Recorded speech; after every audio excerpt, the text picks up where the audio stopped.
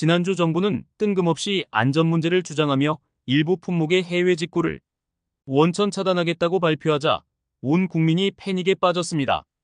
각종 온라인 커뮤니티 및 SNS에는 정부의 황당한 직구 금지에 대해 불만을 성토하는 글이 쏟아졌습니다. 안녕하세요. 정치 시사를 맛깔나게 다루는 잡돌이 PD입니다. 영상 시작 전 구독과 좋아요, 알림 설정 부탁드립니다. 정부가 뜬금없이 소비자 보호, 특히 어린이 용품의 경우 안전 기준에 맞지 않는 제품들이 직구를 통해 무분별하게 수입되어 위험하다는 근거를 내세우며 일부 품목의 해외 직구를 6월부터 원천 차단하겠다고 발표했습니다.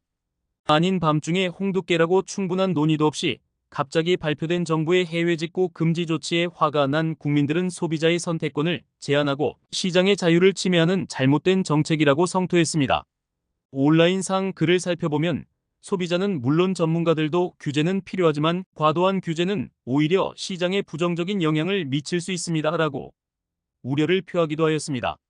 정치권 역시 정부의 해외 직구 금지에 쓴소리를 쏟아냈고 결국 정부는 해외 직구 금지 정책 발표 3일 만에 없던 일로 꼬랑지를 내렸습니다. 이에 대해 서영교 의원은 정부의 섣부른 정책이 국민에게 큰 혼란과 불편을 초래한 소비입 틀막이라며 강력하게 비판했는데요. 들어보시죠. 윤석열 정부의 졸속 정책 발표, 그 피해는 국민이 받게 되어 있습니다. 국민의 피해와 혼란이 계속되고 있습니다. 윤석열 정부는 도대체 왜 이런 졸속 정책을 발표하는 겁니까? 그 뒤에 누가 이렇게 발표하라고 혹시 시키는 것은 아닌지 의심하지 않을 수가 없습니다. KC 인증을 받지 않은 직구는 금지한다. 전면 금지한다. 이렇게 이야기했습니다. KC 인증을 받지 않은 직구는 안전을 위해 전면 금지한다. 안전을 위해라고 하는 말 때문에 타당한가라고 흔들릴 뻔했습니다.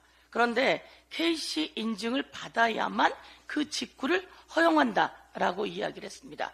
KC 인증이 민간에게 확대되었습니다.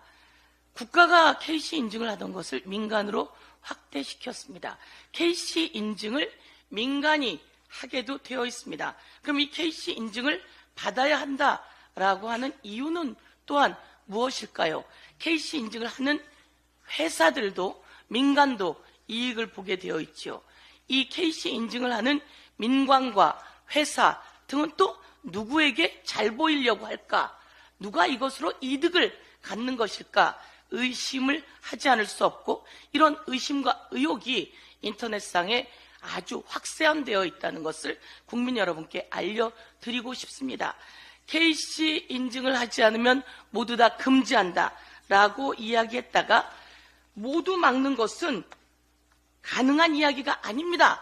라고 이렇게 사흘 만에 번복을 합니다. 이런 사람이 국무 2차장입니다. 이런 사람 그러면 그대로 둬야 합니까? 이 사람은 왜 강력하게 이야기했다가 바로 철회를 했을까요?